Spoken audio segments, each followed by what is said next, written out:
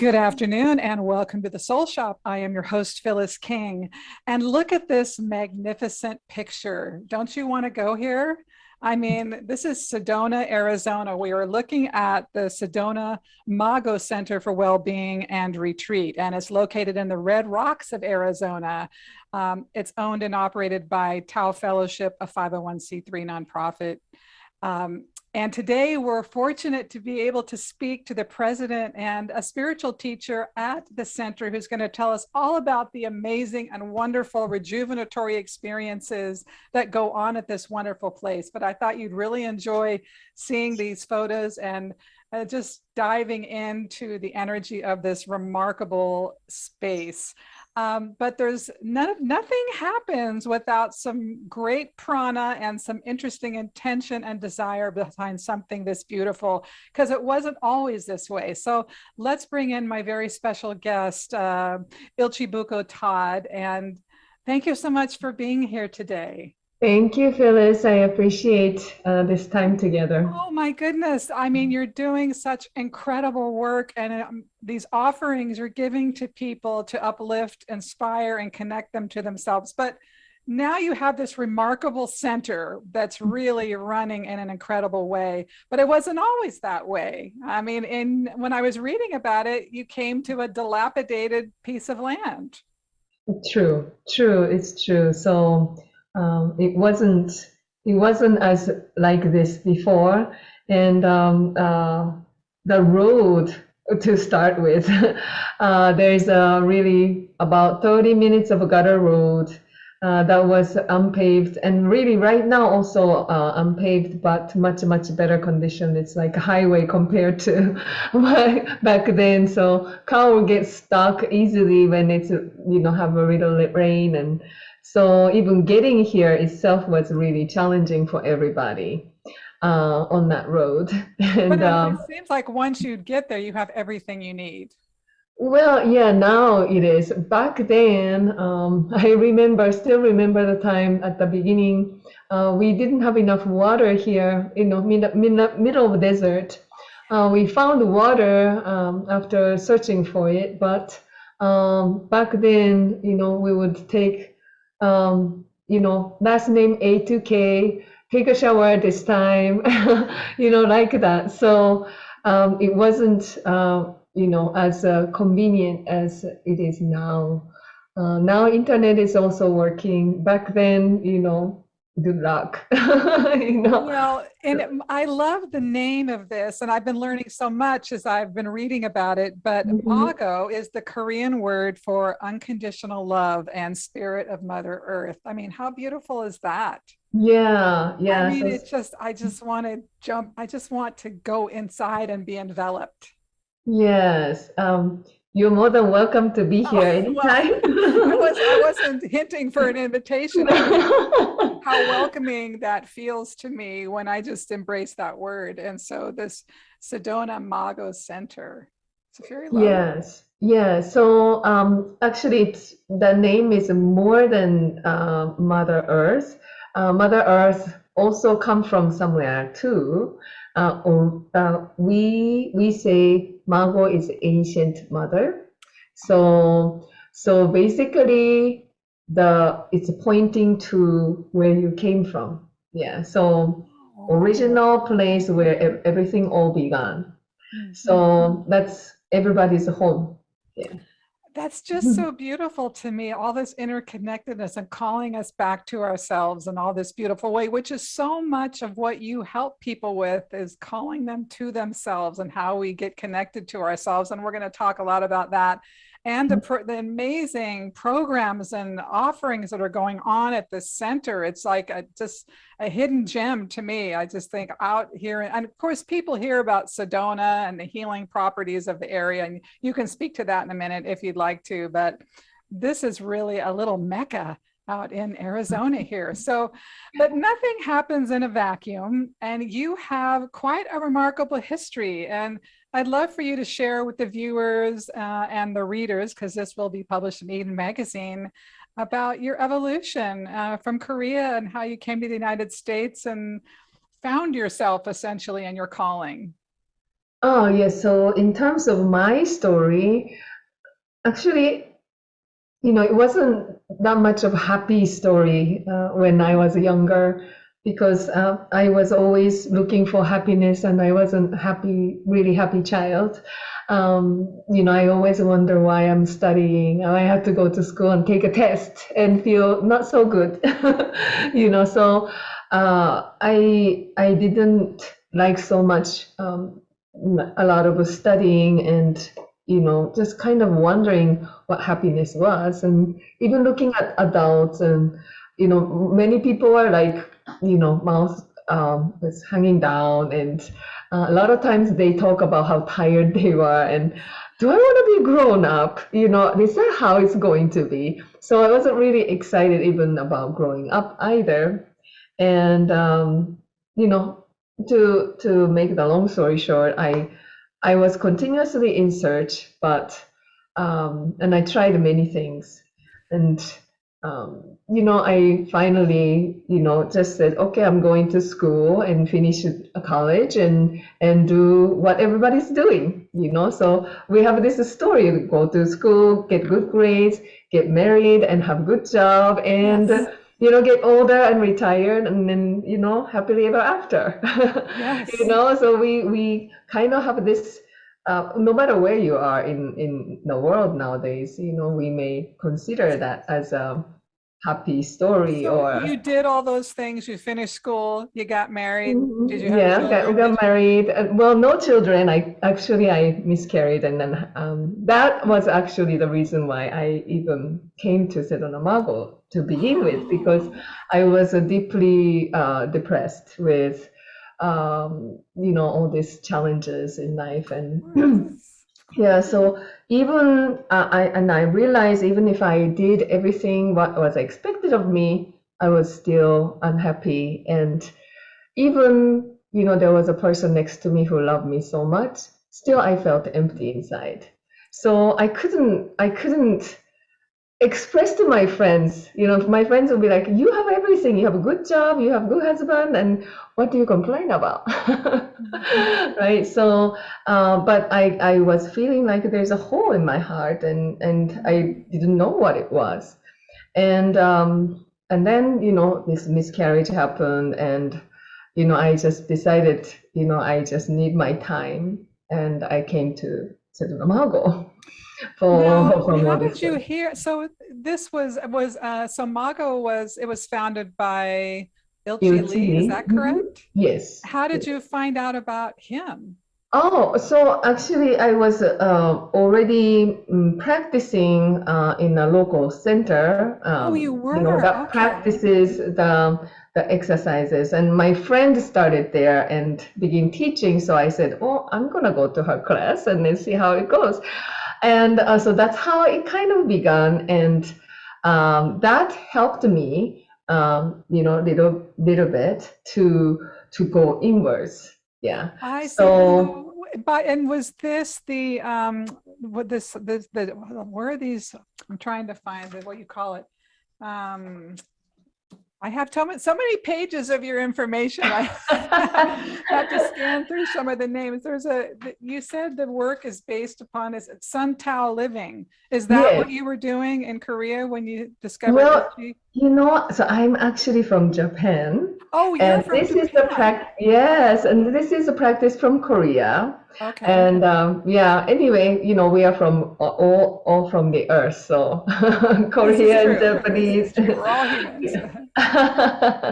So, so I encountered that practice through my friend who was teaching for the first time. And actually that was my first really connection. I felt like connection to myself, and that was a savior for me. And I was practicing that, but then still I would try to make things happen as the society expected of me. Mhm. So, and then there was a moment that there was no place to go but need some time for myself, and I was seeking desperately to for something. And I came here, and then just the world just turned around because Well, So you came here, and then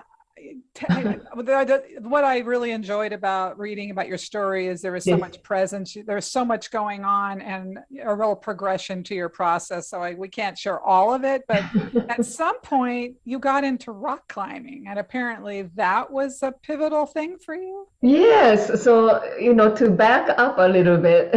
Okay. So before meeting this practice, also as I was seeking, and I tried extreme sports. I was in Colorado at that time, and I did skiing, snowboarding, mountain biking, hiking.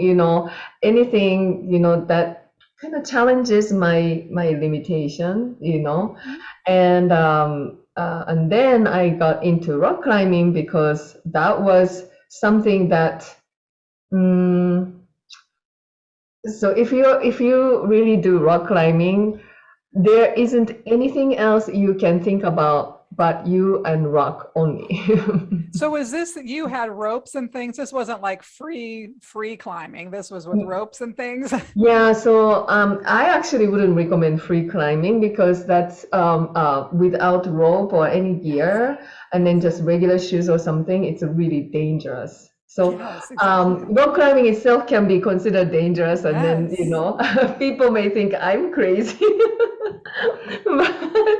But with the gear, proper gear and proper shoes, and having the choke to like um, make the grip tighter. And so with the preparation, you can do challenging, little dangerous things safely. So somewhere along this process, you're on the side of a mountain and you have a realization, or what happened that woke you up? Yeah. So for me, doing rock climbing was really a pivotal moment for me because I would be so nervous and anxious about what people thought about me. And, because my recognition or my value was based on what other people evaluated me, because I didn't know who I was.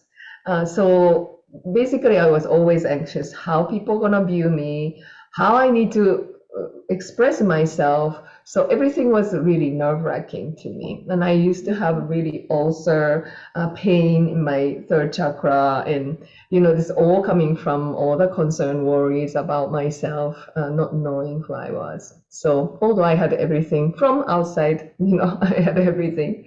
So anyway, when I tried this rock climbing, I just really fell in love because Hmm. um, when you're on the rock, you cannot think about anything else but being in the present moment. Amazing. And at that time, I realized being on the rock, holding some posture, really looking for next handhold, and I realized, this is what being in the present moment means. Because because you cannot think about anything else, but you put 100% of your effort, your mind connection to this moment. Yeah, so um, I felt like everything was opening up to me, in terms of the relationship with myself. Yes. Yeah, yeah. And So, so that was a pivotal point. And mhm. that's, it seems from reading about you, that was where you began to understand your true life's calling, if you want to call it that. But is that Well, correct? that was the beginning of, and Yeah. then when I began to actually the first class I tried this SunTao living practice, the first class actually it was it wasn't a really perfect class because it was my friend's first teaching experience, but for me it was like same as I was on the rock, and when I was rock climbing, and I really felt this connection with myself, and I was okay. Whatever people thought about me, it didn't matter because I felt the value existing Oh, inside. wonderful. And Wonderful. it was the journey, not going out to find the happiness anymore. It Mhm. was going within and then realize that I was already here. Mhm. I try to keep open the door. This door, this door. Is this the door to happiness? Is this the door to happiness? Try all kinds of things, Mhm. and still didn't find. And then through this practice, body mind practice, I realized I'm Amazing. already inside. Amazing. Do you still do extreme sports or? I don't need to anymore. Ah, I But see. Okay. maybe if I make time, maybe I'll do it. Yeah. But really, I really didn't need it to. I go hiking because Sedona is a really beautiful place, and plenty of challenging places to really face my fear and face myself and let go of all that blockage. When we are limited, that's when you have some limitation we put on ourselves, right? So Yeah. it's a hiking also can be a really good tool to do that too. Mhm. Well, before we dive into some of the wonderful offerings at the Mago Center, I wanted to touch on the calligraphy piece and hear your point of view about that discipline and discipline in general, because that's such a, in my mind, it would be very tedious. I feel like I have zero artistic capability. That would be such an extraordinary feat for me to sit there and try and perfect letters. But you found a real value in that. That really added something. Yes, that's true too. So um, you know, I think that when we practice something, anything, even playing golf or anything, there are certain parts that you have to overcome, um, through patience and devotion or consistent mindset towards uh, wanting to master it. So calligraphy also has that aspect, meaning um, even making the ink. Nowadays, there's a made up ink already, black ink. You just pour to the Right. container. But back all then, you have the ink stick and you put the water in the Yes. well, and then you grind Oh my the ink goodness. stick. Oh my And then you goodness. have to make the ink that is proper thickness. If Amazing. it's too weak, then it just smears all over. So even just doing that was even like in the sense of cleaning ourselves, Mhm. with the patience and like releasing, the busy mind. Yeah. So, despite the upbringing where you were not feeling happy and wondering if people around you were happy or if this was all there was, some of these disciplines that you mastered and inside of yourself have still served you, though, to this day, it seems. It's true, and not only making just the ink, but drawing even one line. Practice for 6 months like that. So mastering self. I had that type of discipline already, but in a way to express the energy that's alive inside of Mhm. us. So our practice really focus on the energy aspect, because the physical body is limited and fixed, and then spiritual world is soft and expansive and limitless. So having access to the energy, then what is fixed, like our habitual pattern of our thoughts and emotion and body, become flexible. Yeah. So through that energy expansion, then you can actually let your soul and your spirit be free. Mm. So as you feel that, you do the calligraphy, and it's a really beautiful experience too. Is Well, that?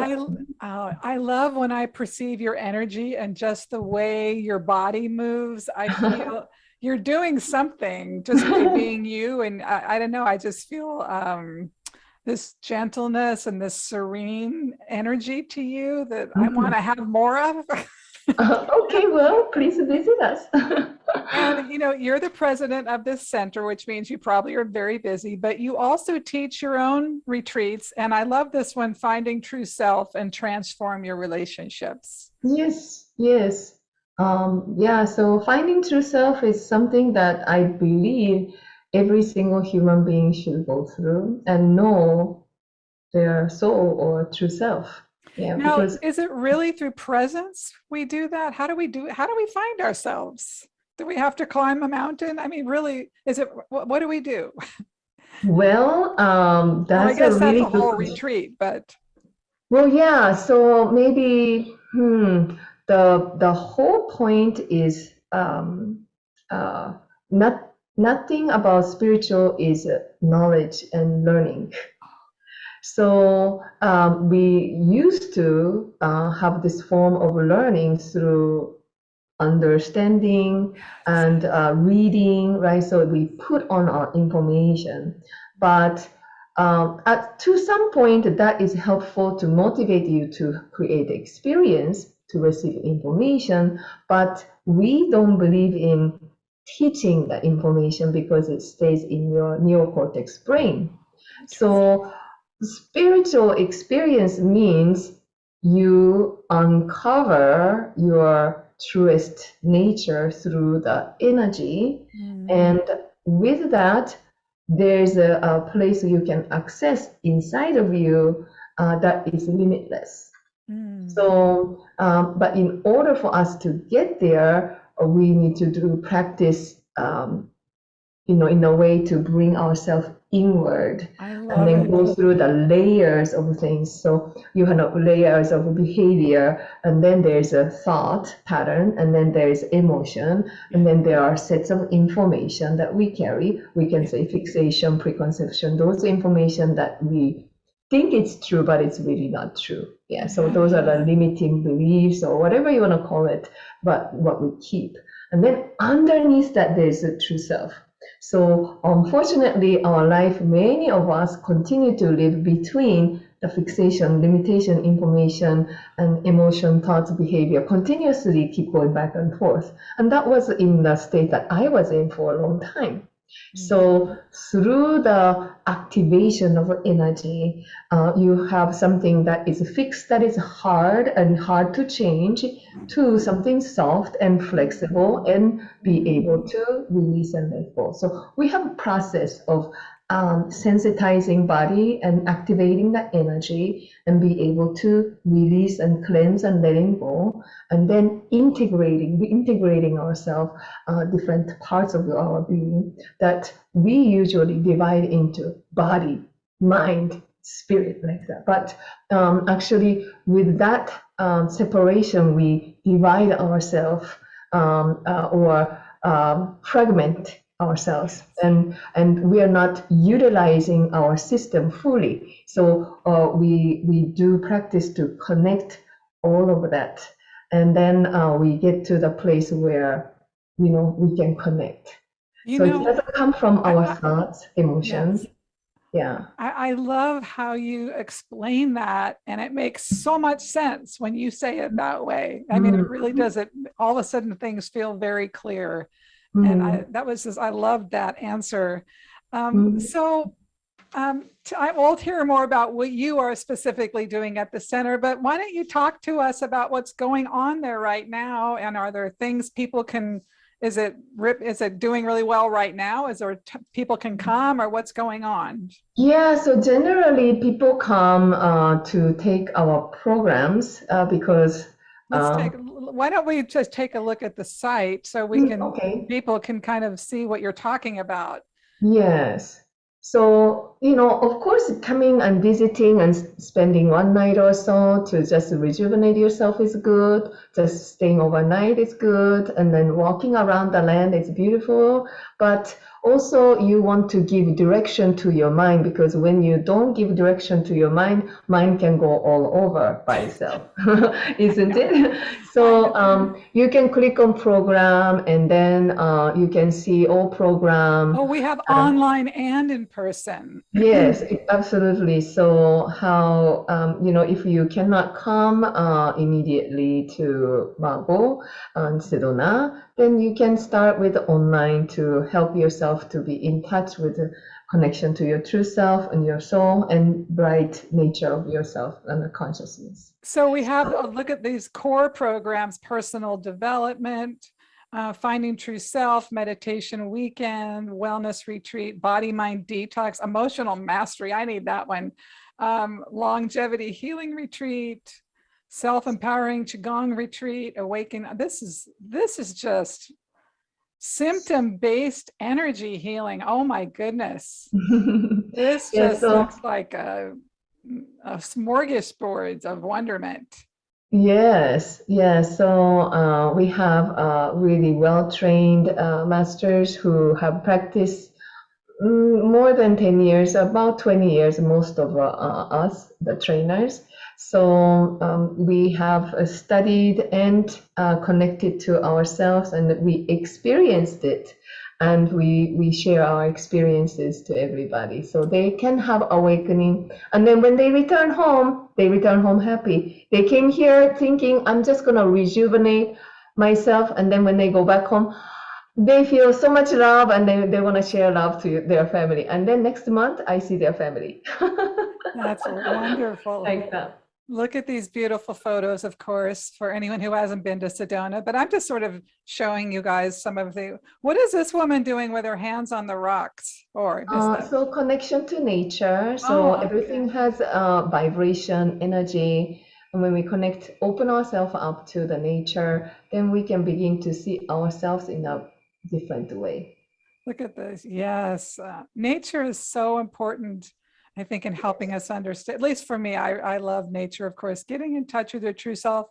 And look at this, a labyrinth. So, Yeah, so every single places on our land is made with consideration and intention. It's oh my not goodness. just nature itself, but we design the land so that people can connect to their true nature and go inward to find themselves and This return is home. wonderful. Awake to your inner.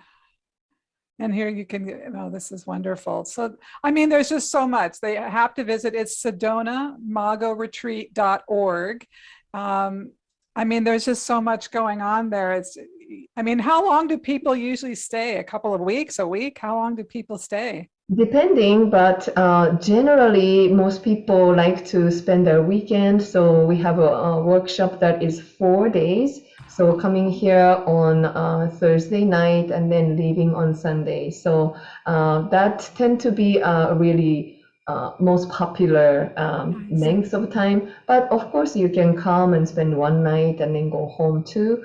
But if you really want to have transformation and have difference in their consciousness and how your heart can open, I recommend, minimum 4 days would be a really good length of time. And we have, 7-day courses and such, but So with the online courses, are those live teachers or are those self-guided pre-recorded? mostly live sessions. We love to see people, we love to connect. So I'm doing this Awaken Divine Light 1 course that is 43 sessions straight. Is it In the weekly? morning. In the morning daily. But I see so much shift and transformation in people. And the practice, people ask me, what do you do to practice? So I'm sharing how I can be in touch with myself every morning and then evening, like that. So I share how one can connect to themselves through actually being grounded. We believe in being physically healthy through activation of energy, not just connection to the divine nature from receiving, but being grounded in our body and have power inside is very important. And physical How do power is you a spiritual power. stay connected to yourself now? What is your process to stay? Yeah. So we have this process, like 5-step process of sensitizing, and so we do like tapping. tapping our body, and then this is also a big process to even tapping. At the beginning, we just kind of touching the surface, and then you may not really feel anything because our mind, you know, how busy we are, and we desensitize ourselves. So tapping itself help us to play with our mind, actually observe our mind, how it's like a red balloon floating in the air, you know. We have to grab it and then keep it grounded. So tapping does this kind of job where, you know, the mind that is floating or on vacation from being inside of our body, to let the mind come back home to ourselves. And so activating the sensitivities of our body, and then begin to feel the flow of energy. And so that's the beginning of lovely. connection with the mind and body together. And then there's this spark, you know, of movement, and blockage is released like that. I just love the way you do your hands. I just feel like I'm getting something from it. So do you have some interesting stories, or a story of a favorite situation that happened at the center that is interesting to you? I imagine there's many transformative moments that occur. I'm just wondering if there's something that you found that's your memory. I mean, every time when we meet people at the very beginning of our retreat, you know, how difficult they feel their life is, and then they're actually desperate, like me, you know, because by the time they come here, they tried many things, you know, doctor, different specialist, and it may not be working. And it can be the relationship issues that they've been dealing with for a long time. So they come here because they try the counselor and everything, and it's very difficult still. Yeah, so they seek for this natural healing process, you know, when they used up their own resources, and then they come here with the hope that maybe perhaps I can heal myself. Yeah. So we give them guidance to experience coming back home, and then feel that potential, because this is the best system existing for the healing. So, and then the reward is the last day, when I see them last day, just completely transformed, and they are so happy to share to their family. And I'm gonna bring my ex-boyfriend, ex-husband, my mother, and my daughter, and, you know, all kinds of people. I can send them here, you know, something like that. And you know, just to give a specific example, is like, you know, somebody who used to have fibromyalgia, and you know, fibromyalgia is really difficult to heal, even going through doctors. And you know, first night, second night, just she had a hard time, and then by the fourth day, fifth day, she just totally experienced no pain, like such peace. And then Unbelievable. of this, you know, awakening, like, oh, so I can heal myself, you know. So you know, they experience something that they haven't experienced for a very long time. And you know, there was a time also, somebody who was really anxious from the childhood trauma, so she would be really moving like this whole time, you know. And then by the end of the retreat, very peacefully looking at me, It's beautiful. you know, with a gentle smile. And you know, just a lot of times I cry, meaning, you know, not cry from the sadness, but just tears come, because you know, I'm just so touched by how people transform and shift their lives. And actually, we are not doing the drinking water for them. They have to find, we're pointing where the water is, and they have to walk. They have to, you know, get the water, and they have to drink themselves, you know. So we are like greatest cheerleader for them. And then, you know, when we think about growth, you know, it's not the time when you're laying down and watching Netflix, or when you are just looking at the nice sunset, you know. So we're not here to just offer this beautiful land, but We are here to guide them so that they can go inward and do the work. And even challenging part, nobody wants to feel pain. Yeah. Nobody wants to feel that emotion that they experienced from trauma. Nobody wants to, look at what voices keep running that limit themselves. Nobody wants to even voice them, even if they are saying that all the time. I'm not good enough. They don't want to say it out loud, although they may be saying that a lot of times, all the time. So we make it very clear what they have, who they are not. So let them become aware what they're doing to themselves. So that is a really painful, hard, process, but we encourage them to move through it. And then on the other side, deep within you, there's this greatest value inside, which is our true self. So, beautiful. without moving through that, like if you drink alcohol too much, the next morning you are in the bathroom vomiting. And then when you're vomiting, you don't feel good.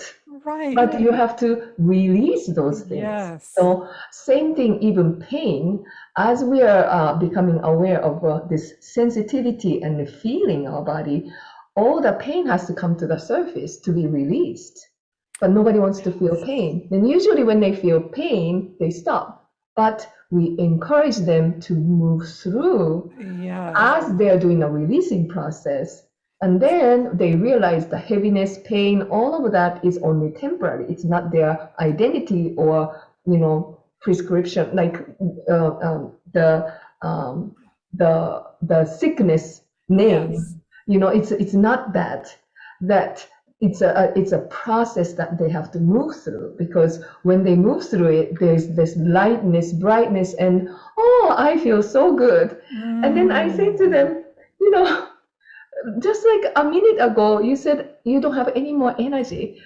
And you're saying, I have a lot of energy. What's going on with you? I didn't give you any Red Bull or, anything, So where did the energy come from? I said, right? So everything is within us.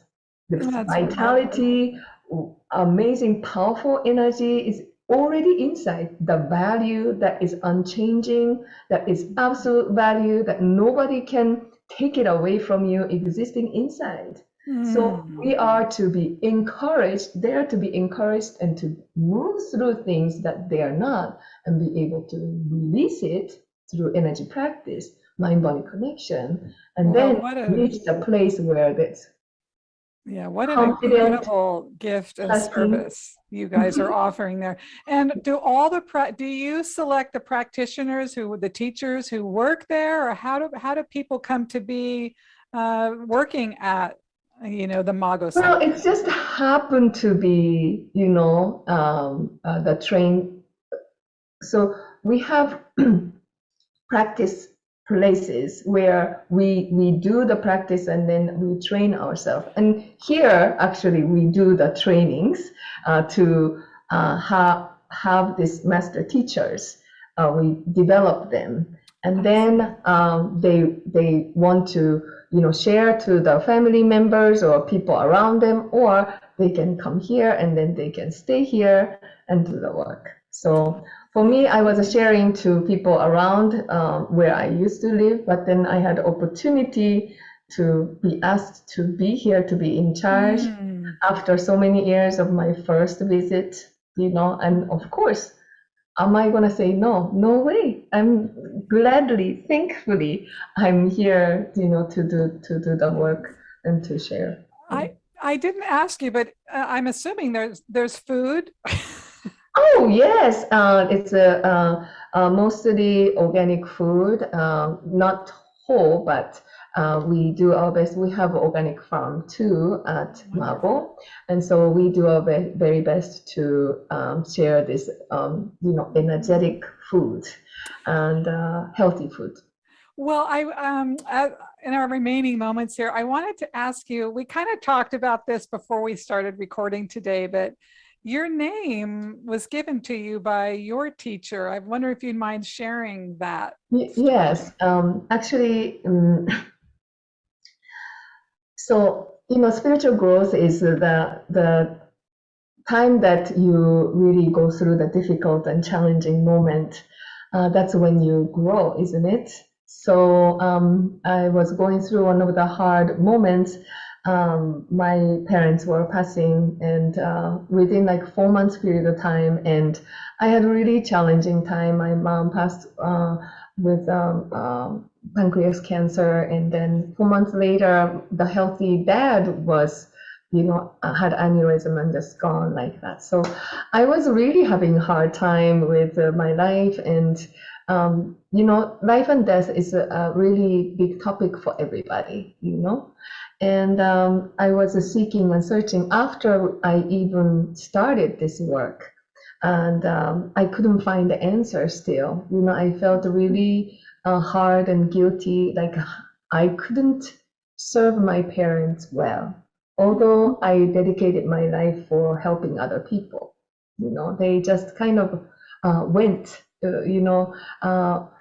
although I took care of my parents, some going back and forth, but I had a lot of pain inside. Yeah. So when I was having a hard time and doubting myself, can I keep going with my job when I couldn't serve my very own parents who took care of me when I was young?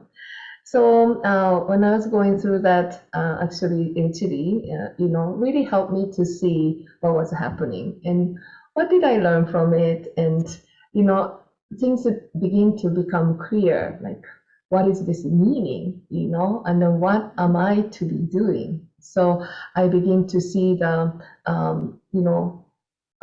why I was going through this pain, and what I need to be doing to share to the world, to people like same experience I had. I can be of help like that. So anyway, as he was sharing that, also he gave me a spiritual name. So living the physical life that is limited in nature, right? So we have this birth and then expiration date, the physical life, right? So he wanted me to really see the spiritual life. So he gave me part of his name. So his name is Ilchi. So he said, now you are Ilchibuko. So Buko is like child of. So child of Ilchi. Yeah, like that. And then this Ilchi means Il is one, Chi means a finger. So this one finger is a point to somewhere. That is the place of origin where we are all heading to back home. Oh, Yeah. wonderful. I love it so much. Yeah, so yeah, with that, I really felt, so this is my calling, what I need to be doing, what I need to be going through now to have empathy and compassion towards others too. Well, you are doing that and so much more. You're an artist, you're a speaker, you're an author, you're running the center, you're teaching, you're uplifting people. It's just such important and wonderful work. And I so appreciate all of that and your presence today. I want to encourage everyone to visit the Sedona Mago Center. It's .org, correct? Sedona Mago Retreat.org. Retreat. Thank you for correcting me on that. It looks wonderful. I'm assuming people come from all over the world. Yes, not like a lot of different countries, but Canada or different places from the world. Yes. Well, and of course, Eden Magazine is in a lot of different countries, so I'm sure people might be motivated to come. But it's just such a pleasure to spend time with you, and I appreciate you being here today, and thank you for all the amazing and wonderful work and contributions you're making. Oh, thank you so much for your invitation, and I really enjoy spending time with you, and I hope that I get to see you someday. Oh my goodness, you're more than welcome to come and visit us. I'm sure it's only a matter of time. Okay, thank you.